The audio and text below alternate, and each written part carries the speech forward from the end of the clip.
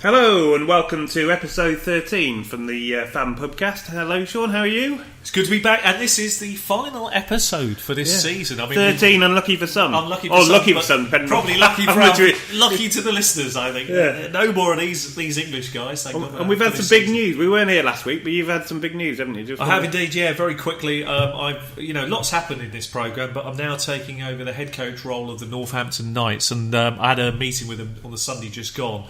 I couldn't be any prouder actually of taking over the team, and I'm delighted and looking forward to the next year ahead with them. We've already set some markers down, and I will probably do some weekly blogs on my Facebook profile page actually about my coaching experiences with them. And you'll be looking for people to come for trials, won't you, as well? Well, we've got a trial day in October, and we look to plan to run another couple of trial days after that, probably one early in the new year and then another one by sort of April, May.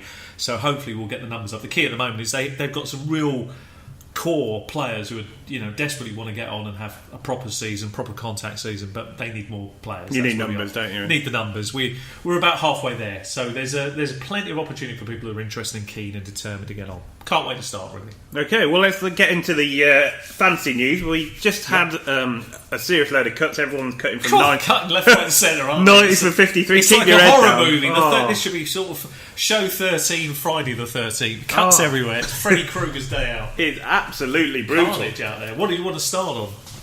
Well, let's start with a trade. I mean, the New England Patriots trade Jacoby Brissett for Philip Dorsett. What did you make of that? I think that's quite cunning. I mean, they've got a speedster already. Obviously, Brandon Cooks is going to take the top of the defence off for New England. That's part of their, what I call the 4 pillars that New England use.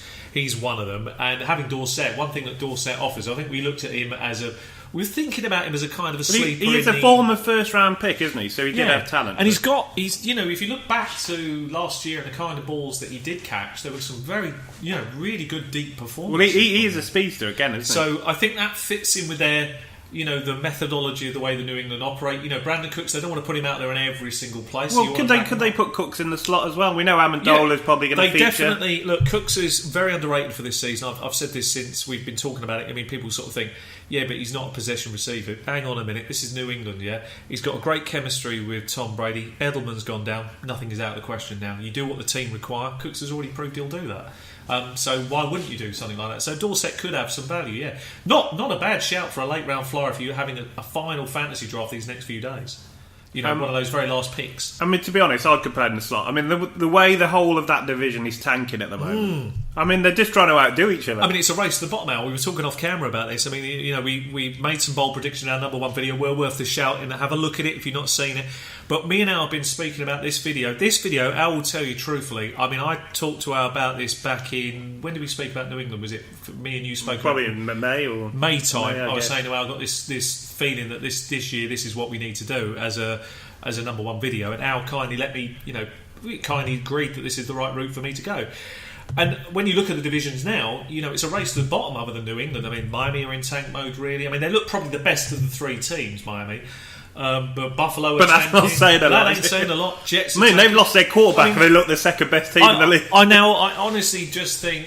I just don't see how New England... I mean, obviously any given Sunday anything can happen, of course it can, but let's be honest. I mean, I don't see New England getting less than 13 wins with this schedule, and 6 of them are coming out of their division, so looking great for New England. You pointed out something that, I kind of forgot, and I think your prediction, and, a lot of it, if Brady and Gronk stay healthy all year, it's going to be very good advice. When you think about this, right, so the reason that, and if you remember the video, this is something other people have kind of missed. There was a great line used in the video. If you're not happy with the risk of don't take Cooks, take Brady and Cooks, take one of them, with the other.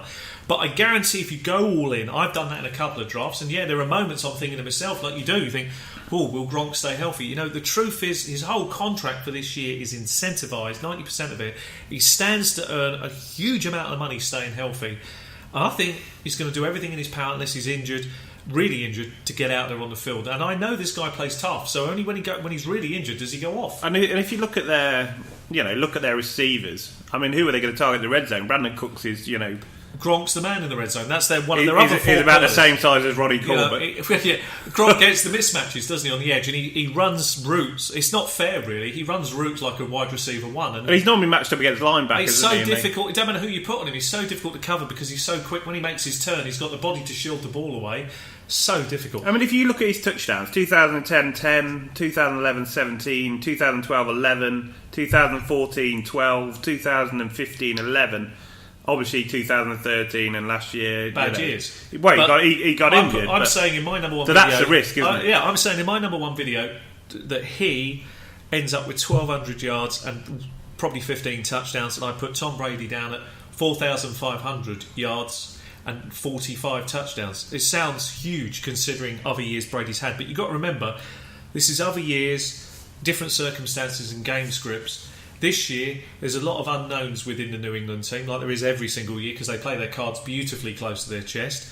But the fact of the matter is, people forget Tom Brady missed 3 games last year.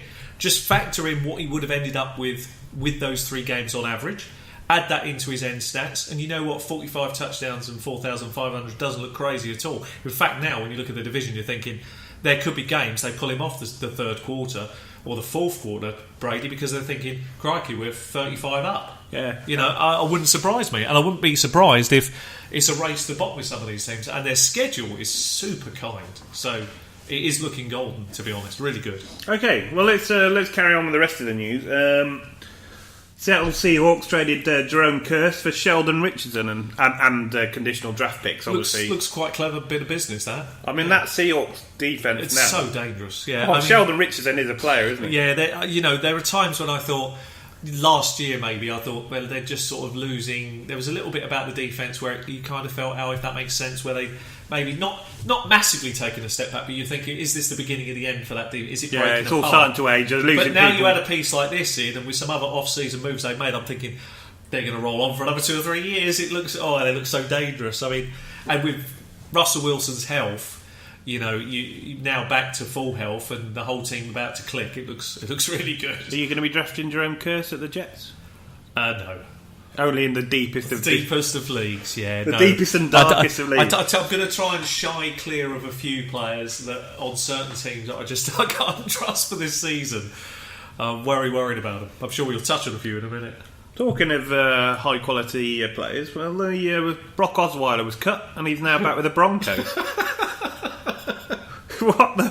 What is going on? I mean, they wasted no time getting him back. Well, I think he knows their system. So it's like this classic situation where when you've drilled a quarterback for a year or so over a system and they understand what you need from them, and then they go on to try and do something, it doesn't work out. It's very easy to bring them back on. And he's relatively cheap. Very cheap. Because just the Browns are picking up the tab this year. Yeah, and the nice thing is for the Broncos, just in case, you've got a player that can go into the system and hold it down for a few weeks till you work out what's going on at quarterback.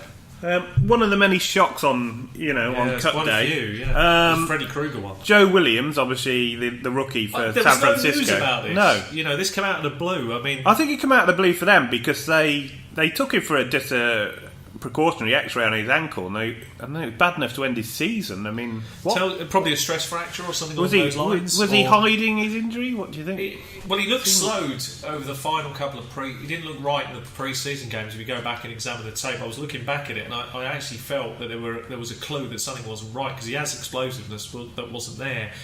And then people were talking about his attitude, and I think he's been a bit unlucky. But I will say this: you just hold. If you've got Dynasty, just put, if you've got him, hold. That's all you need to do at the moment. No, hold. It depends if you've got the room. I mean, you've got to hold him for a year. Some people have deep Dynasty benches. I know a couple of the leagues we've been involved in, they're very deep.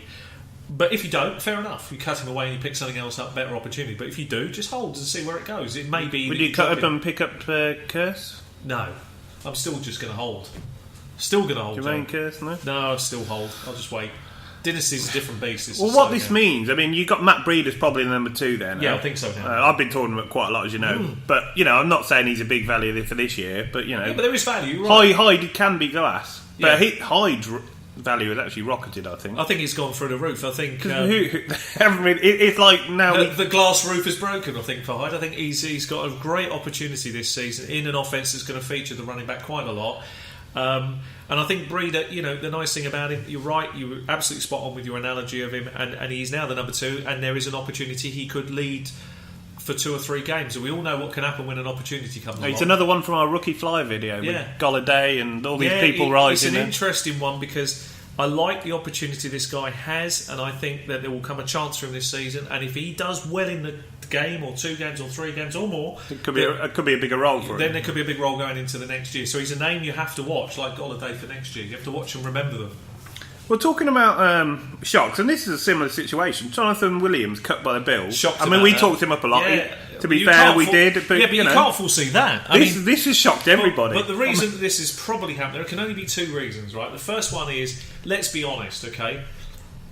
They are in tank mode, right? What is going on? Buffalo are targeting a quarterback for next season. That's become more and more obvious with this. They are cutting away any assets that potentially now... But I don't understand him. He's young. He can't be that expensive. He's not expensive at all. And unless there's something... And all they've got now is Gio Bernard and Mike Talbot. And neither of them really have any fantasy. I know that people... Mike Talbot's faster and slower than me. Look, I know that people... I'd rather rush the waiver rather pick you up, to be honest with you. I'd rather put you on my team. I don't think you'll have to rush there. I'll still be there. I don't think you don't rush the waiver wire and panic pick these people up unless you're in a certain kind of league. But the truth of it is that they don't offer any real value. What this says to me, and it highlights what we said already. We talked about McCoy now being a danger for this year. We said about being very wary of this year. Now, that's a huge bold prediction. But actually, now when you look at it now, that's starting to look very, very good. Because not saying McCoy can't have a great he's like year, Hyde. But look at the danger now. He's literally... They are going to... I can see them feeding him the ball. Great. Well, they got to. Feeding him the ball while it lasts. There'll be, 8 men in the box to stop the the quarterback running and the running back running.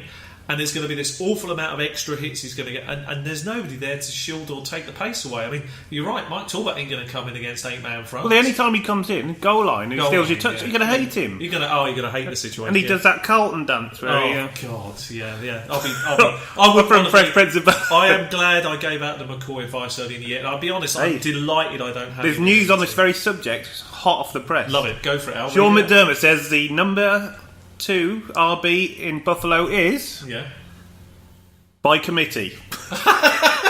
And mentions Mike Talbot, Joe Banyard and Tywin Jones. Wow, that really helps you out fantasy wise. Who to pick up behind McCoy? You don't, do you? Because they're all rubbish. Do you know what the worst bit is for me? The worst bit is if you were the McCoy owner and you did a good job getting Jonathan Williams, and now that's happened just before the season starts. That's a kick in the teeth, isn't it? Well, I presume he'll be picked up today. We haven't heard yet, but later today. Look, Jonathan Williams will get picked up because actually he's a good player. And he had a good pre-season. If there was a reason because it was attitude or something in the locker room, something we don't know about. Been said, surely. There's got to be something we don't know. So, it doesn't make sense. It's just an odd one, and it makes no sense at all. But hey, so be it. But McCoy looks very, very dicey now. He'll do great for a few weeks, but let's watch what happens as the season unfolds and the hits start going in. There's no change of pace there now. Okay, well, the Redskins cut Matt Jones. Wasn't a big surprise. He's had fumbling issues, and he's been claimed by the Indianapolis Colts. Great team to have fumbling issues. Do you know what the big problem? What I found that as a really weird move. Right, here's the thing. Right, so as much as we spoke about this for a long time, but if you look at what they've got, the truth is you've got Frank Gore, effervescent 34-year-old, does everything you want. But the reason he's still there is because he protects Andrew Luck when he's in the game, which is more than the rest of the O-line. Matt Jones can't do that, and he fumbles as well. So I'm not seeing a bright future for Matt Jones. The truth is, if anybody has any argument on this, I don't care what the depth chart says. You target Frank Gore, you target Marlon Mack, and let's see how it unfolds. We're going to talk about bold predictions at the end. I'm going to give you one about Marlon Mack for this season now. He might steal a few touchdowns. But just with Matt Jones, he just muddies it, doesn't it? It does a little. It's not what you want to hear. We'll see. Talking of teams making smart moves, another one. Jeremy Kerley. Yeah. In March, he signed a 3-year, $2.8 million guaranteed contract. Nice. Got cut. Nice business when you can get it. So he did his work for a few months. 6 months later. 6 months later, gets his $2.8 million guaranteed. Very good business if he could do it. Do you know what, ironically, he might latch on somewhere else, and that would be a pretty good payday, wouldn't it? He's done well for himself. Well, yeah, 2.8 million for doing. We can't mention that word on there, but we'll say F-all. That's allowed. Ironically enough, there's a truth to this. Is the player you just mentioned? There was a funny moment there, and you won't be able to see this on camera. But as Al, he's wearing he's got polo on his shirt. As he said the man's name, the L was hidden from my view, and it spelled exactly what we think. It exactly said what we thought about this situation. Wasn't good. Let's put it that way. He's well paid for not delivering an awful lot, so that's good business if he can get it. Right, we talked about the 49ers. Jerry McNichols was cut by Tampa Bay. Yeah, they've been talking about this. Do you know where he's gone now? He's signed with the 49ers practice squad. So there isn't a lot to get past. I mean, Matt Breeder's number 2. There's not a lot. I mean, it's a good pick-up by them, and it's sensible. You talked about the metrics of McNichols in the off-season. Yeah, we talked about that chap's metrics. And how highly rated he is. He had struggles. He didn't measure blocking, which is what he seemed to struggle. This is what we talked about a lot early doors in our videos. You know, I mentioned it in my article about Joe Mixon. As much as the talent's there, it will come down to the blocking and it's a very underrated aspect. And a running back needs to do it. And you rightly highlighted another thing, which is proving to be more and more true about Cincinnati. And it's silly, really, that the coach is stuck in a kind of philosophy about, I don't start rookies early doors, and that's fine, except his job's on the line this year, so I'm really curious to see how this really pans out. But certainly early doors, doesn't look too bright, does it? Mixon's going to be, you kind of have to bide your time. It's going to be a few weeks into the season, so hopefully you've got team. I mean, he's got every chance of being the breakout player this year. Yeah, definitely. But it's what week will it happen? Well, that's the problem. If you're halfway through the season and you're you're already 3-5, you're in trouble, aren't you? Yeah, your season's over. You know, you're not going to get back into playoff contention. If he's contributing week 1, then you're going to be up on the deal. You're going to be up on the deal. But then you probably paid a high price anyway for him as well. Let's be honest. Most drafts we've seen him go, and he's been going in. I suppose because the drafts we're talking about are larger, 14 and 16 man. He's often going round 2 or 3. Yeah, at the latest. So that's a high price. Okay, another high-profile casualty, Chris Johnson, CJ2K. Yeah. Obviously, it's not 2K anymore. No, his yards, wasn't it? Long gone. Yeah, not 2 yards a season. Yeah. It's not 2K anymore, I'm afraid. It's useful to have a couple of years back for the Arizona Cardinals, because obviously having an old veteran behind somebody like David Johnson's great insurance policy, but David Johnson now is like in an elite category, and it's kind of a little bit different. I think Arizona face their own demons for this year. I mean, you know, as much as last year proved the point actually very well for me when I was talking about Palmer. But the thing with Palmer is, you might have seen, the thumb issue. It really did affect him massively. Yeah. So what you're seeing might be better, but I think what we saw. I don't see him regressing more than he did last year. What I saw was that he's reached a kind of a point where the power isn't there anymore, and I don't think. But is that because of his thumb? No, I don't think that's down to the thumb. There's a point where it's not there, and then you add in other factors which then kind of don't help Palmer. So Fitzgerald great the first half of the season, as we know, and then his age and the hits start to catch up a little. Not that Fitzgerald isn't tough guy, very tough bloke, carries on playing every week. But he's not the same in the second half of the season. But I think that could be put down to, they lost John Brown for the second half. But they're in the same sort of situation again this year, aren't they? When you look at their receiving core, you're not looking at him going, he's the number 2. You're kind of thinking, is he actually? Well, he is the number 2, but is he going to play? It's health, sickle cell. I feel for him a lot because you want him to play. I want him to do well. I wanted to put him on the play. I actually like him as a player. I like his attitude. I like his work ethic. I like players that have had something to overcome it, and then he's still overcoming it. I do feel a little bit sorry for him, and I really wanted desperately to put him on the breakout list, but I kind of knew we couldn't, and we were right not to, and that's just a shame because I actually like the guy. His attitude's brilliant. I mean, if he falls late enough, I wouldn't be against taking him. No, not at all. Yeah. Although I haven't drafted him this year. Yeah, I've not had a piece of him, unfortunately, this year, but I think that's more down to being a bit more wary. There are better candidates around that point for the draft. Robert Aguayo was cut again. Roberto Aguayo, sorry, the kicker. Yeah, it's in his head now. I mean, the thing is, it's sad really. It's mental problems now. You see, the thing is, what will probably happen with him if he's got a mind for it, and that's an awful choice of phrase, but he'll probably end up coaching in the college game, if that makes sense. He'll be a special teams kind of college kind of coach if he wants to do that for other players because he understands the difficulties. That can be invaluable. Yeah, but a big part of that is mental. If he can't, but he will understand that more about himself. He couldn't do it at the highest level, but he'll know why, and sometimes that's very valuable as a training tool.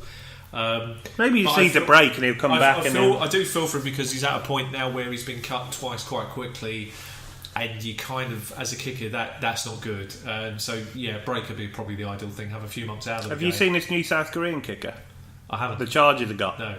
He kicks it and does a somersault at the same time. Brilliant. Good luck with that. It's great. You should watch it. It's on Twitter if you want to watch it. I'm not going to even try and pronounce his name, but because he's won the job. You definitely don't get near it. For me to we'll be sued if you go near it. Is that it? No. Right. Oh, just going back to Arizona. Yeah. Obviously, they got Andre Ellington and Kerwin Williams. Yeah. Number 2 is Kerwin. Yeah, you got to own Kerwin Williams. Yeah. Andre Ellington is not a running back. He's a catcher. He will have catch some. Kerwin Williams is, to be honest, is quite brittle for the 3-down back roll. But when you're talking about Arizona, he did show. Well, Ellington will probably go into third down. Yeah, he does show little patches of actually that he could take the role on if needed. So in fantasy, at some point of the year, if anything happens, and to be honest, if David Johnson goes down, you're in trouble. Something. Well, I mean, look, there's no doubt David Johnson set his goal. But if David Johnson set his goal at 1,000 yards rushing, 1,000 yards receiving, that's what he's going to get. There's no doubt in my mind he'll get that this year. Only health can stop him. You've got to earn it. You've got to earn it. He wants it. He's going to go after it. And you know what? He's capable of getting it. He was close last year, so he'll definitely get it this year. All right. And the next bit of news, Seahawks cut rookie wide receiver, star of the preseason, Casey Williams. It's quite harsh. It's quite harsh. To which Richard Sherman tweeted, "There is no explanation for this." Yeah, there isn't. That is why is he? I mean, I know he's outspoken, but he's clearly upset by that. Is that. If you're being honest, I mean, you look at the stats that this chap had produced. It is very, very decent. He couldn't have done any more. Could he? He did everything in his power to make the 53, even if it was like as a special teams player or practice squad player, maybe. And that's with Kurtz traded as well. You know, you've got that little room, haven't you, for your practice squad? I think is it 6 players on the practice squad you can have? Or something? Well, he is on a practice squad. Guess which one? But which one is it? I don't know. Cleveland Browns. Oh, for God's sake, poor bloke, poor chap. I tell you, that's not nice. Well, I don't know. They're going to throw a lot. Yeah, at least there may be a chance for him. I mean, he's the kind of player. At least there may be an opportunity. I will say that there may be an opportunity. I thought he looked brilliant. I thought he did everything you could do, and I have to be honest, he impressed me enough to think, wow, you know, I wonder what they're going to do with him, because he certainly deserves to be on the 53. And then they cut him. I think, this is terrible. These cuts are brutal this year. The other person that Cleveland Browns traded for, Sammy Coates. So they've got a couple of young wide receivers there. Yeah. I think it was a 6th round pick, so they didn't give a lot for him. I quite like what the Browns have done in the off season. The Browns have. I like both of them young wide receivers. What the Browns have done brilliantly is they've drafted very well. They've got a brilliant back office now. They're prepared to do interesting bits of business to manoeuvre money around, which is clever modern thinking in the NFL, really.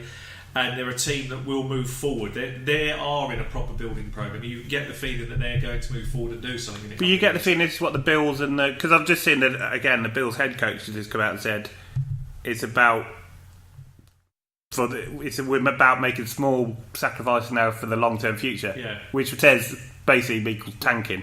Well, yeah, but you see, this is the problem you can have. Like I said last time, I think it was in the last podcast, the podcast before, where my brother turned around to me and he said, you know, it's funny thinking about the Rams because they're in a 3-year rebuilding program and it's year 12. And and that's the problem you can end up in. With but at least you've done something. You've got Cooper Kupp, you've got Sammy Watkins, you've got Robert Wood, you've got Tavon Austin. We've got a coach I believe in, we've got a defensive coach I trust, and the Rams can turn it around slowly. We'll slow turn round, but at least compared to other teams, at least we're turning round. You know. Well, at least we're not tanking. It looks like everyone's following that new. It's like the new model, isn't it, for turning your franchise around? It is fascinating to see this in theory now, and you can see that unfortunately this is another brutal reality of the modern NFL. You know, if you can't, it's almost like it's really horrible. It's almost like sacrificing a year to manoeuvre up to get what you want, and that I don't fully agree with that. Particularly as a fan, that's horrible, but. I guess if it's going to lead to long-term success, I guess you have to accept that some years are bad and you have to build on. Can you give me any reason why the New York Jets would play Josh McCown in the 4th preseason game and then nearly get injured? I mean, what is going on? I honestly have no idea what they're thinking. He limped off. I mean, seriously. It's like they just want to absolutely get a 0-16 record. It just has all the hallmarks of a disaster movie. And you know, you kind of look at some of these. This is one of the things. We'll come to fantasy for a moment because this is something that was said recently. My draft, as you know, is my particular league that I've run and built. Drafts a month before the season starts. And we got a little bit of, not bad flack, not from the people who are involved in it, because they love it, they understand the risks. But some people say, well, why would you draft that far out? do you know what? The NFL is constantly changing. We've just seen, you could have drafted this weekend, which we did. And the day after, we've had loads of cuts that affect your fantasy. Well, the day during. You know? So you don't know in the NFL what is going to happen from day to day. And no, not all drafts can start. Well, Jonathan Williams was drafted. He's a fine example. Out of the blue. So I think when you look at all these things, you just have to remember, for fantasy, look, draft when you can, have fun with the ideas and just enjoy them. You know, some drafts are better off to plan, because we've got Discord, you know, our Discord group and various other things which we highly recommend people to join. We always say that, come and join us. The leagues this year have exploded. So many leagues have taken off this year. I mean, I cannot commit to... I'm at that point where I thought, this is enough for this year. Next year I'm going to have to consider upping the number again, because I want to get involved. You can't be a head coach and be in loads. You can't be in everything. But it's exciting. But the Jets are in absolute tank mode. And anybody that says, oh, well, look, you know, my own son's a good example of this, and I hope he remembers this today. Bilal Powell's going to get all the work. It's the Jets. They're in tank mode. What do you mean all the work? I mean, they will be in things where they'll have to throw, and that does suit Bilal Powell. But you think, how many are they going to be able to move the ball at field for him to get touchdowns? You know, what if you're in 2nd and 13 and then they bring, you know, a whole zone coverage into short range? I mean, you know, it's horrible. It's looking terrible for the fans to watch. But hey, I think they've embraced it now. I don't think you have to tell them they're taking. No, they understand what's going on. Yeah, it's just part. They're just going to have fun with it. Yeah, it's like watching the Rams last year. Wasn't it's like a paper bag over your head, putting 2 holes in it. This team sucks. There's going to be some. There's going to be some funny posters to look forward to. There is. It's going to be fun this year when you look at some of the franchises, and some of the videos are well worth watching. Yeah, when they change the emblem on the helmet to a tank and stuff like that. The New York Tanks. Yeah.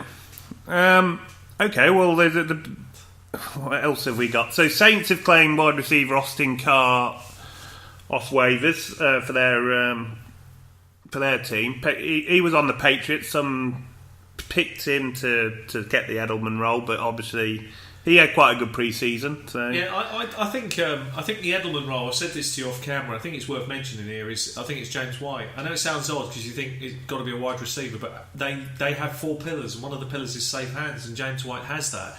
So James White could be very interesting how they use him and line him out. Well, what the way I see it was, it's definitely not Chris Hogan. No, because Chris Hogan is not that sort of player. No. Chris Hogan will have games. Yes, he will, and he's still worth drafting. Definitely. Definitely. He was one of our sleepers on a video that we did, and he was being drafted. You know, over his ADP was 220 at the time. His value has climbed. Yeah, really climbed. So he'll have games. I think it's possible with Dorsett he could get some time in the slot, or they could. He's a real speed merchant, so they could bring Cooks into the slot. Amendola, they've already said will go in the slot, but they'll manage his snaps. Bill Belichick doesn't pick you up. You've got two tight end sets with Dwayne Allen and Gronk. Look what's happened. You've got the 2 running back sets. So it could be any of these things, or a mixture of them. This is the thing I love, right? So you get Cooks joins the New England Patriots, and he had some kind of question marks about attitude. Yeah, Cooks, and he joins the New England Patriots, and you're thinking, is that good? Bill Belichick's obviously interviewed him. He's talked about his philosophy. This is a 5-time Super Bowl champion. You don't matter what your attitude is. You telling me you won't toe the line with that? You're in the locker room with Tom Brady. I mean, already he's got great chemistry, hasn't he? I mean, that's the thing that's come out. When Tom's saying, Cooks and me, we've got good chemistry. That's all I need to hear. That's it. That's all you need to hear. Once they start talking, if he's telling you it's good, then as far as I'm concerned, it's going to be a great year for them all. I think what I mean is, I think there's no one answer to that question. No one replaces him directly. They'll flick and change it however they see the matchups. And you know, New England will do it well. Yeah. Best coach in the league for manoeuvring players. You know, we're moving to some of the better teams now. The Rams are on that list, aren't they? The Chicago Bears. They cut Victor Cruz. Yeah. Even though they haven't got any wide receivers, they got Kevin White. The Carson dance. Kevin White is like wandering around car parks. I don't know what he's doing. He's sort of. Yeah, well, they obviously have such depth at wide receiver. They're trying to tell him he's a really good player, and he's going, "I'm not, coach. I'm not." It's like, what is going on there? It's another mess, isn't it? I mean, why do they sign Victor Cruz, lose Meredith, and he still can't make the cut? We spoke again. This is another classic. Glad we're at this point of the videos, because look, you look at the way Chicago were looking. They were one of my tank candidates as the season began, and I'm very wary of Jordan Howard. There's a kind of a thing I kind of started going back to older philosophies when I think about fantasy, and I'll share one today because it's worth it. is I've kind of got into my head now that unless, like you say, unless they pass the eye test year one, and you're absolutely certain on an offence that's going to be kind of similar the next year, and you can think it's going to be, they're going to do that again. Unless they've got those criteria, brand new players coming in or players that develop, show me twice. If you don't show me it twice, I ain't touching you. And Jordan Howard does not have that show me twice. Well, talking of Jordan, I mean, they have waived Jeremy Langford. He's a really high pick last year. Massively worrying for Jordan Howard owners. I mean, you got to think. All 8 men boxes are coming for you. I mean, last year, he did very well, but let's be honest, he snuck up under the radar. It wasn't till late season I realised how well he'd done. Well, because Langford was in early season. I didn't see how he couldn't have done any better with that role that he was given. And that's unusual because normally I'm quite good at picking up when a player's on the up, and I missed him for a lot. I just didn't see it, probably because my focus was on other things. But I know for a fact that coordinators will be far more targeted in the running game because that's all they've got. So I'm under no illusion. If Jordan Howard does it again this year, he's elite for you. Who's in the backup now? Is it Tarek Cohen? Do you think? Yeah, I think Tarek Cohen is probably. So he's in sneaky league. If you want to handcuff him, I have to be honest. I mean, I think he went on the Sunday. He went quite late, and I thought that was a good pick then. It's looking even better now.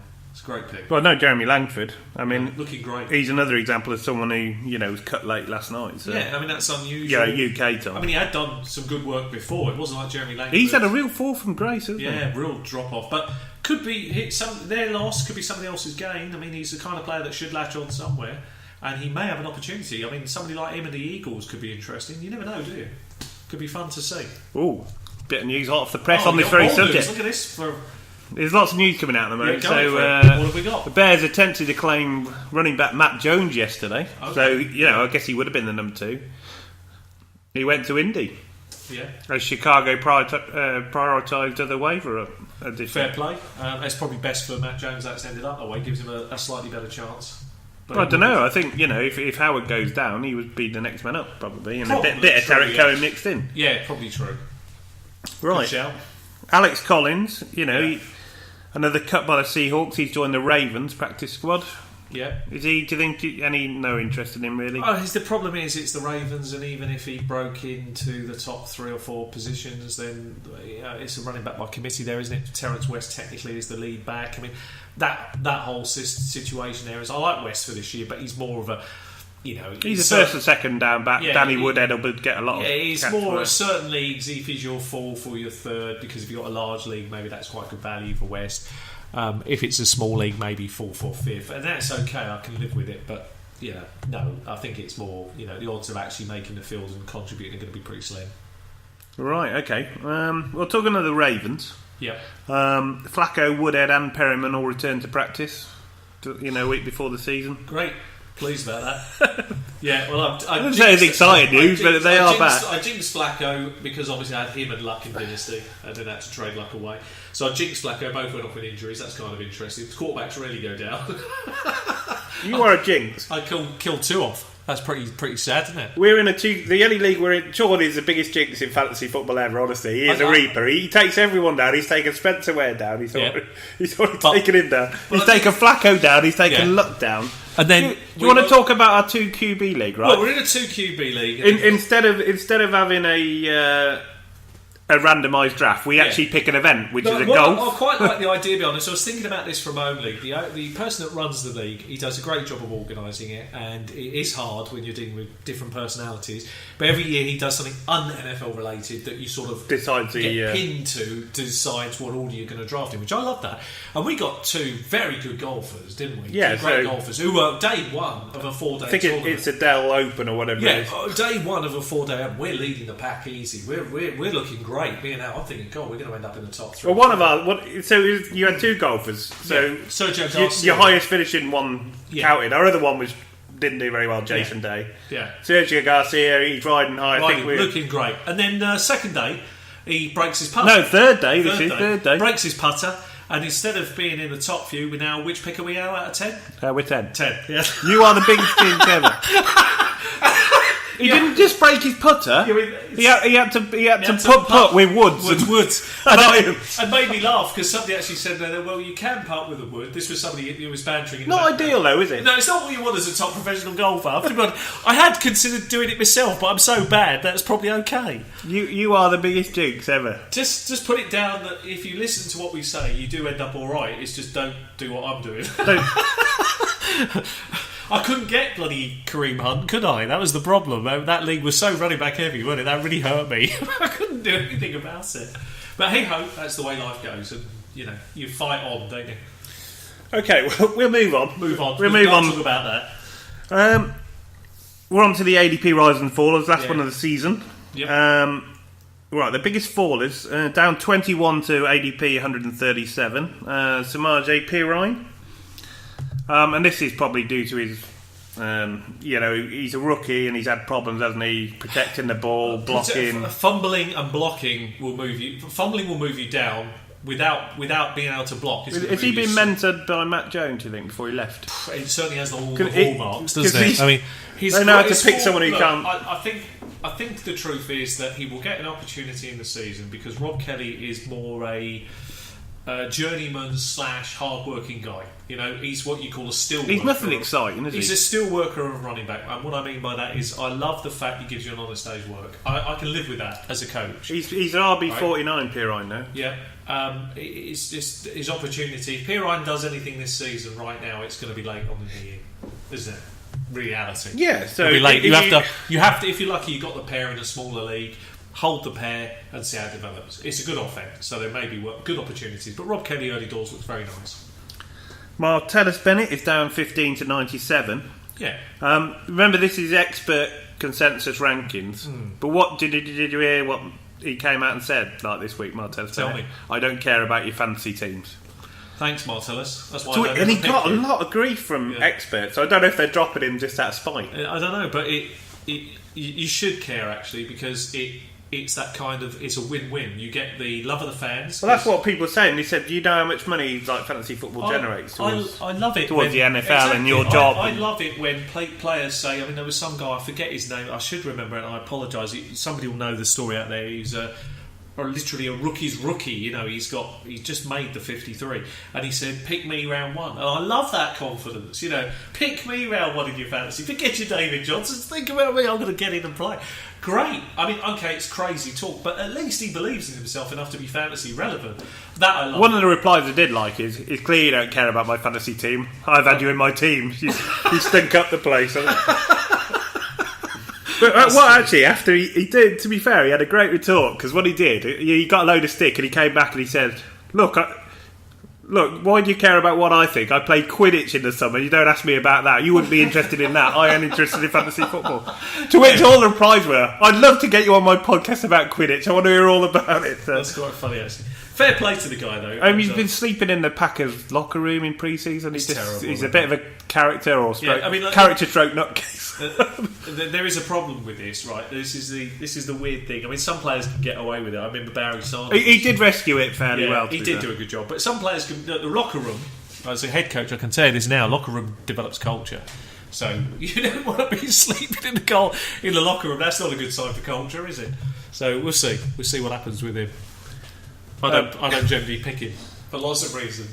Okay, down 15 places to 95, and he will continue dropping. That's Willie Sneed.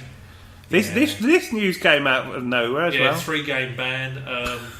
This is really weird. And again, all it does is for the first 3 weeks of the fantasy season, I think it makes Michael Thomas a lock for 10 or 12 looks a game. I think for Drew Brees. I think he'll give him lots of opportunities to shine. Sneed was never one of my players for this year that I felt was going to... He's not exciting, is he? He's all right, and you can see why people pick him, and you can see why the experts go after him. But this ban, which they couldn't have seen, and there's nobody's fault if you predicted him to do well, but this is going to hurt. 3-game ban with a player that doesn't have much red zone looks.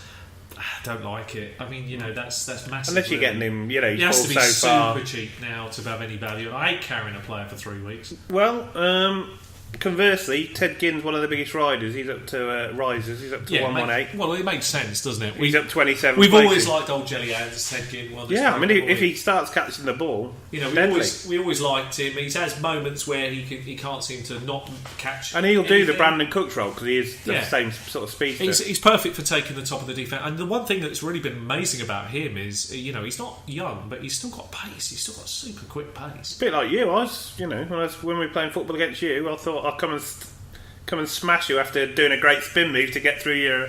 Thank you. Getting through your offensive line. I couldn't get there yet. I made sure I was moving. That's one thing I was always good at. Pocket awareness, make sure you know where the rush is going from. That's one of the key ingredients. I think Rush would be over-egging the pudding on my... The spin was good enough to get everybody talking about you. So, maybe there is a role, spin coach. I think somebody said you've got to get hours of spin coach. I thought that was some other kind of exercise coach. But we'll see. We'll see. Next one, down 15, is Randall Cobb to 106. I can't see why he's dropped any further than I had a fantastic debate on a website the other day. And it was a fantastic debate about players, and his name came up, and I was given stick for defending Devonta Adams, which I thought was a bit strange, because all I was saying is I think he's now broken out, and I think he can repeat what he did last year. I'm not saying he gets 12 touchdowns, but what he does get, and the touchdowns he will gain in that Rodgers-led offence, will make the extra yards he gets will make up for the loss of touchdowns. So he's going to be a very good player. And everybody said, "Oh no, it's Cobb that will shine." Well, Cobb only shines once a year. It's like a comet. It comes every now and again. It's a comet. It comes once every year, does one game, and then you don't see him for the rest of the season. Yeah, he's all right. He's serviceable, but I hate Cobb. You don't know whether you're going to get 1 point or 22. I can't stand that. That's not fantasy advice. That's just a disaster. I wouldn't mind him so much in PPR. He played in the slot. Yeah. And he's cheap enough now to... Yeah, that's fair. Yeah, that's fair. If it's PPR, it's worth it for a late round fly. Yeah, that's okay. Yeah. But not in standard. Definitely no, not in standard. I mean... There's a lot of better value down there. You'd rather have a shot at Golladay, wouldn't you, rather than Cobb? Someone like Richard Matthews, Terrell Williams. They're all there. Oh, no, they've got to be worth a shot. Definitely over here. Macklin, Wallace, I'd probably take all them above him. I have taken all them above him. Yeah, we both have, yeah. Garrett Blount down 13 to 92, and this is probably because of all the rumours that keep circulating in Philadelphia. I'm now lost as to what to think about Garrett Blount for this year. I really am. I mean, New England seem to have got the best out of him and then shipped him on. I mean, they seem to do this so well. I mean, is he... He hasn't done a lot in pre-season to make you excited. There are moments I thought, and then he fumbled the ball. It's difficult to work it out. What do you honestly believe will happen there? Because I'm kind of suspecting this is going to be a running back by committee now. I think if he's there and they're by the goal line, he'll get that work. I don't. But you watched them last year, and they're right. Like I think we talked about this before, but they just kept moving around. Who was the RB? Barner had a go at running back. Yeah. Yeah, Matthews was running back. In all fairness, do you think Wendell Smallwood will get a chance? I think he's got to get an opportunity. He's got to be mixed in because he's got to get a chance. I mean, I haven't been. I don't think LeGarrette Blount can run 100 yards. No, for the whole game. I think there is a problem. But we'll have to see. I think in short yardage and goal line, and he'll have obviously. They'll all share it. There'll be opportunities to shine, and there will be some good games. But I'm a little bit concerned now about what this says about the running game. We'll have to see how this plays out. He's proved he's a great goal line back. Yeah, he can knock it in. So, even if you got Smallwood, then he might get his... He could be angry because Smallwood gets 70 yards but not the touchdown, and the Garrett Blount gets 20 yards and the touchdown outscores him. To be honest, I'd be happy if Smallwood got 70 yards in the whole game, to me. Yeah, fair point. Yeah, so you take 7 points. You take 7 points, that's true. Right, let's look at the other side of the coin, the big risers. Yeah. I've got a bit of a story about this one. Go on. Shane Vereen. Yeah, go on, talk to me about it. Well, we have got a big story about this over the weekend, haven't we? Yeah. We've got a great story about Shane Vereen. Do you want to talk about that little story? Because that is quite fun. Yeah, we drafted an in-person league, and it is a bit different because obviously you have to cross off. A lot of people drink, and you've got to cross off your own players. And the pressure comes as it unfolds because you can all make mistakes. You get a minute and a half to make your pick, which includes going up to the stickers and putting them on our big draft board. Which I quite like that idea. So Shane Vereen, he's up 71 places, 167. You picked him, didn't you? Yeah, funny enough, I did get him in that league. But you weren't the only one that picked him. No, somebody tried to pick him twice. And there was a lot of jokes around him still trying to pick him 3 or 4 picks later. It was a great moment. I think he put him. I think Noel, who did it, he actually put himself, flustered himself because it was the funniest thing of all. And then he picked a kicker. That was the other thing that was funny. He picked Shane Vereen. He tried to pick Shane Vereen. He couldn't find the sticker. And then, he'd used his minute and a half, had to take his time out. And then there was this really weird thing where other people were able to pick ahead of him. And then he came back, he tried to pick someone else who'd gone. And then he went back to Shane Vereen. And then he tried to pick Shane Vereen again. He did. He was flustered. Yeah. And he took the kick. And then he was at the end of the round, so he was picking again pretty soon. And then he tried to pick, he was panicked, he wasn't sure who to go for. And this happens in He tried to pick New England's kicker, Gostkowski, and he accidentally flipped off the stick of Janikowski. But that was a really fun moment. I also did something quite funny. That's a dyslexic thing, actually. Yeah. I had on my draft board, and I built it months before the season started. And there's always, every year, there's normally always one player that for some reason on the draft board, I've got the name completely wrong. Well, you know me now by now on the podcast. I don't think anyone's that surprised at that. There's no surprise that this happens. And it was thankfully late in the draft, because if it had been early, it would have been horrendous. But I couldn't understand why I thought it was Deshaun Jackson. That's what I was thinking in my head. I'm going, why is he still on the board? And I was looking at my own draft board going, why is he still on the board? And I went up. I can't ignore him anymore. I went up and my mind was saying Deshaun Jackson. The sticker was saying Vincent Jackson. I just thought that was it. Well, the sticker was saying Jackson, Tampa Bay. And I was thinking, thank God it was picked bloody 13 or whatever it was. And I thought to myself, well, anyway, I didn't pick a kicker, so thank God for that, because at least I know he's my first drop and I'll get a kicker. I know what I learned afterwards made me laugh even more, so I felt a little sorry for Noel. And I hadn't even been drinking. That was the funny bit. And the bit that I loved the most was I think Noel put everyone on tilt. Afterwards, the thing that made me laugh the most was I thought, well, I'll read up about Vincent Jackson, see what he's doing these days. He's a restaurateur. I'll have to give him a bit of a heads up and send him, if I come to Jacksonville, would you give me a $3 million? He's one fantasy player you can't kill off because he's already dead. He's dead. He's not dead. He's in a restaurant business, so he can't fail, can he? Well, what sort of things does he do? No fumble. He can't get any fumbles, can he? Well, he can. He's dropping plates on the floor. Well, it won't count against me on the stat sheet. I'll live with it. That could be a bonus. I'll play Noel. Sack the juggler. I've got to put Shane Vereen in whatever happens when I play Noel. Just to troll him. He took it in good spirits. That's all you do. Sometimes in fantasy this happens, and pressure's a great thing, and it's funny. Pressure's great. Okay, and next player is Gio Bernard. He's up to He's up 41 places to 153. Yeah. Again, I guess this is because of what's happened with the backfield and the fact that he's healthy, and there's that little bit of talk about Gio Bernard has always been a good third down back, so he's a great change of pace guy, and what the way Marvin Lewis seems to run the offense, he'll probably get opportunities to shine, and God knows what happens if either Jeremy or Giovanni Bernard start the year quite hot. What that says for Mixon, I don't know. So it's going to be a messy start. I think Mixon wins through, like we've said, but like you rightly pointed out, when that's the problem. When will that be? And that's too risky for me. That's what I don't like. I'm sure he'll be elite when he plays, and I'm sure we'll all be talking about it next season. But that's next season. Oh yeah, I've got the talent is there. That is not disputed by me at all. Yeah. Terrell Williams, he's still climbing the board. He's up to 83. Deserves it. I mean, he's been underrated until we were hyping him up for a long time, but he now has the right area to be going in draft boards. It's certainly deserved. Opportunity. We've talked about Ted Ginn. Yeah. And the last guy, Kareem Hunt, he is someone we gave a good mention to. Well, luckily, the one good thing we have spoke about is if you remember back to one of my players to target video, I mentioned Spencer Ware and Kareem Hunt, and you want to own this set. Now, that sounded like really weird advice at the time, because as I said in the video, and again, it's easy to go back and look at it, I said, you won't know which one of them is going to break out and become the player. At the moment as it started, it was Spencer Ware, and that was absolutely correct.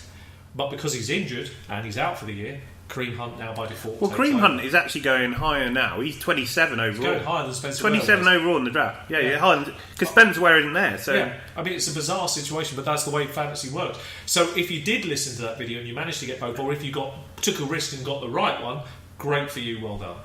Really, really great. You're really quids in now. That's like gaining an extras player, and so I'm pleased with that. Pleased for those that have done well. It's just unfortunately in my own league, I couldn't grab more than 4. It was that never seen a frantic board like it. Were you for running backs? It was quite amazing. No, it was quite amazing. That.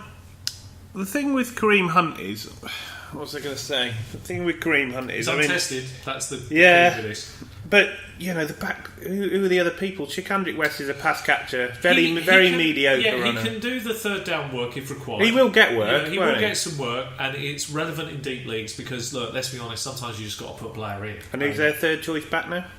Oh God, I do know, but I've forgotten. It's CJ Spiller. Oh yeah, and they cut him. They cut him. Tried to sign somebody else on waivers, failed, and now it's putting him back up. Says a lot about his confidence. Must be great. Well, yeah, they shows how much they think of him. But then again, I guess the nice thing is at least it's work, and at his age, work is good, and you take that in the NFL. Any money is a good contract. Well, exactly, yeah. I mean, you've got to be thankful. I mean, for people like, on these big wages, would you take a wage cut, or do you just take the guaranteed money and look for somewhere else? It depends on risk losing your job completely. It depends on the role, but to be honest, I'd be grateful for the job, so I'm a little bit more. But then we don't live in the world of big $1 million contracts. But I'm sure if I was in that world, I'd be a bit more savvy about, being grateful for what you can get rather than what you're never going to get. Be a bit smart around your own, how you handle yourself. Now, we've talked about our Discord site, and now we've had a bit of a betting clinic this morning. We're looking at some... It's a very good idea to mention this advice, actually. Yeah, there's definitely a couple of things to look out for. If you like the Patriots, the Sky Bet have enhanced them to 9-2, which is the best price anywhere. I have to be honest, as soon as this podcast is that won't last long. I will be running off to grab those odds, because you know how highly I think of them for this year, and I think that price is too good. They're going to give you a run for your money. Also, they've actually done some match bets on Ladbrokes. Let's just talk about a few of these. Well, these are hilarious, I think, yeah. So, the first one is Carlos Hyde versus Eddie Lacy in a yards ran match. They're both 10-11, they're both. For the season. For the season, and yeah. It's so obvious, there's no contest. You're not going to pick Eddie Lacy up. Eddie Lacy's in it. He's out of weight, he's out of shape, he's in a running back by committee. It don't look good, does it? It's obvious. It's easy money, that. And Carlos Hyde's got... And he's in a muddy backfield. Carlos Hyde... And they're 10-11 a pair, so... Highly recommend 10 on Carlos Hyde. The only thing that can stop Carlos Hyde is a major injury, but the reality, even if that happened after 8 weeks, he might still win it by default. So, I mean, if they feed, Eddie Lacy the ball, he'll actually eat it, because that's... I think it's a Kit Kat, probably. No, he didn't. Yeah, no, that's a great bet. Great piece of advice. Also, you've got Devonta Freeman versus Lamar Miller. Bit closer, but a good one, isn't it? Yeah. And Marshawn Lynch versus Adrian Peterson. That's a tough one to call, but because of it could come down to he stays healthy, couldn't it? That's a tough one to call, but I can never write off Adrian Peterson. I can never write him off. I know that sounds really unintuitive because obviously Marshawn Lynch is going higher, but my concerns on Lynch are what I saw without the injury. I'm not going to count the injury in at the end of his career. Seahawks fans know what I'm saying. And he's more of a goal line back than the yards He's anyway. been out of the game for a while, and it's so difficult to replicate. Don't matter how great the line is, it's really difficult. Maybe he comes back and he wins people league, and I'll be the first next year to turn around and say, you know what, wow, that was amazing from Lynch. I would never have seen that. So it's a gambler's pick, but it is a fascinating pick, and I can see why people do it. I haven't told you about this one, but who would you have Amari Cooper over DeAndre Hopkins for yards? I'm going to take Amari Cooper. Takes the jump this year. He's absolutely. I think the general consensus we liked Amari Cooper. Yeah, I know he's been close. Last year I thought he was going to break out last year, but the flashes of brilliance and in a high octane offense are there, and the chemistry with Carr it's there. It's just unlucky. I mean, the touchdowns that were ruled out because of a step out or a pushback or a drop in the end zone. I mean, if you added 5 touchdowns on, and that, I think it worked out at 300 yards. I remember looking back. I gave the stat about. I mean, it would have been unbelievable his year. Do you know what? I gave the stat about Amari Cooper having 7 targets in the red zone and not catching any of them. Yeah. Actually, 3 of them were pulled back for fouls on him, and then the ball would move to the 1 yard line, and Latavius Murray went the ball in. Yeah. So it could have been so different. Very different year it could have been for him. So he's on the verge of it, and you can see, when you say that eye test, he exceeds the eye test. There are times he's an exciting player to watch him. And DeAndre Hopkins limited by quarterback. Just the quarterback holds him back. I like him. I love him to bits, but it's just that quarterback play. Doug Baldwin against Golden Tate. Oh, that's non-contest. I mean, this is ridiculous. Doug Baldwin. The two I like the most are Baldwin over Tate, and Hyde over Lacy. I wouldn't have a problem putting money on those. I wouldn't even hesitate. They're not even. Is that me getting a bet in? That's you. That's your other half telling you to stop betting money. So basically, the thing with Freeman, why I didn't do Freeman and Lamar Miller is because last year I was very surprised when I looked up the actual yards they ran. There was only 6 between them, and Lamar Miller had a real down year, didn't he? Yeah, it was. So you've got to be a bit cautious with that one. Yeah, it's too close to corn. Because of that, you would probably err on the side of caution. But if you also put your thinking head on, the gambling head on, and you I'd take Freeman every time. I would take Freeman, and the reason I'm going to take Freeman is simply this. They've just paid him the highest contract in the NFL, and he's done it 2 years in a row. So he meets the classic criteria. Show me once, show me again. He's done that. He was the only healthy back in 2015 in the first round. Brilliant. High-powered offence. He did it last year, and do you know what? He is kind of right when he said, if you'd have fed me the ball, we probably would have won this. Fair play, actually. You're probably right. Should have fed him the ball. Well, they only ran 3 times. They should have fed everyone the ball. Should have fed anybody running would have been better. And this year, he's kind of going to get the lead dog role, and he's being paid for it. And I kind of think he's got a bit of a chip on his shoulder, like the whole Atlanta offence has. And I think he's going to do quite nicely. And with Lamar Miller, they've already said they're going to scale his work down because they think he's better at it. Yeah, which is what Miami said before he went there. So. Yeah, and I think that again tells you all you need to know if you're putting your gambling head on. I think those are great pickouts and they're definitely worth a shot. I don't think you'd lose out with those. Our betting forum actually produces very good winners, and you make a lot of money on them. It's another good reason to join. The more heads, the more people that see these good bets. Yeah. All sorts of people are highlighting them. Well, exactly, and also as well, you can be the judge of it. You could join the forum, and if you don't like what you hear, you leave. But the reality is, you don't like what you hear. You just don't back what you hear. There have been very good pieces of advice, and I've often thought, why didn't I do that? That's probably because I'm probably a bit too cautious for being good. But hey, that's also a good thing as well. Yeah, you only should bet what you're comfortable betting. Don't ever bet anymore. Well, I think it's we've come to that time when it's time to wrap up the year. This is our last podcast. Yeah, so let's talk about that a little bit. Just have a minute or two. We've got a couple of minutes to spend on it. Let's say thank you to everyone who's supported us. You've had a big uptake in views this year, and we've got a competition to run at the beginning of next season for all those that have subscribed. I'm sure we'll talk about that. Yeah, our subscribers have gone up nicely. We're not talking earth-shattering amounts, but we're very happy. We've set targets and we beat them. And the fan pub, there's lots more people come in and they stay when they get here because it's a very unique forum that allows you the opportunity to speak your mind. It's very candid. We're very open with our views.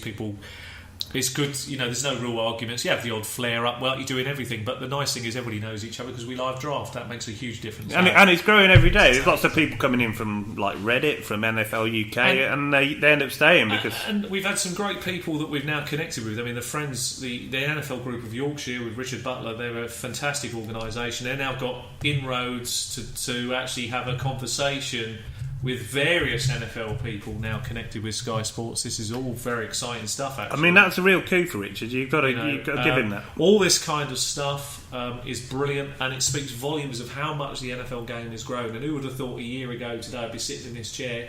We've done really well with our podcast the first year and our predictions. I think we've done really well, set people up in a really good position with their fantasy leagues this year.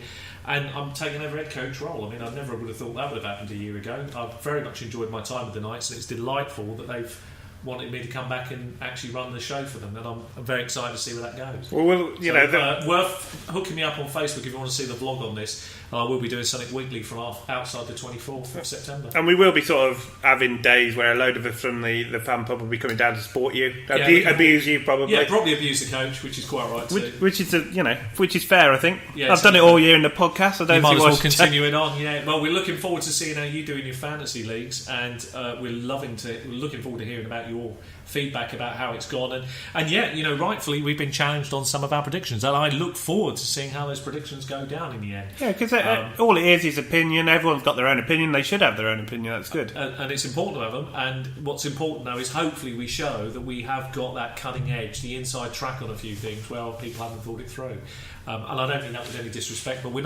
we are definitely not fluffing. We are giving everything we've got. And that's a great podcast, I think. And I've really enjoyed the year. What's the biggest memory you take away from this season? Of podcasts. From the podcast, it's just good to see it grow and see the fan pub grow. All the great support we've had. You can't thank everyone enough for listening and giving a thumbs up on the video, subscribing. We're just overwhelmed by that, really. It's been brilliant. The whole year we've talked about it. I mean, I've run other stuff offline which isn't NFL related, and I've talked to Alan about how your podcast has to grow organically. It's got to organically grow, and I think what you've seen the second year is how if you are what you say is what you believe, and you stick true to your beliefs, how things do go your way in the end, because people will see that you're genuine, you're giving the right advice. We're not just picking this player and then the other person picks the other player just because that's easy. And we're not selling anything. There's no clickbait in any of our articles, anything. No, like but we will eventually. What we ultimately want to do with our podcast, of course, is get to a point, hopefully next season, where we've actually got something where people realise for the 2 years that we've been online doing this, that actually is valuable, and then we will offer something unique. But we'll still be talking about a lot of things that we'll be giving free away anyway, with just that extra little piece. Maybe. Yeah, maybe it might be an app or whatever. We're hoping to get the chap who runs the Discords, like Adam, who's been brilliant at this kind of tech stuff, which I can't do. We're hoping that we go down the route of some sort of app. That would be a wonderful support for people doing drafts. I think that would be great to have. So okay. We'll see if that comes about. If it doesn't, it's a goal for the future. Exactly. Well, we'll wrap it up there. Thanks once again. Hit that like button, subscribe, and comment as usual. We'll see you next season. And thanks so much for listening all season.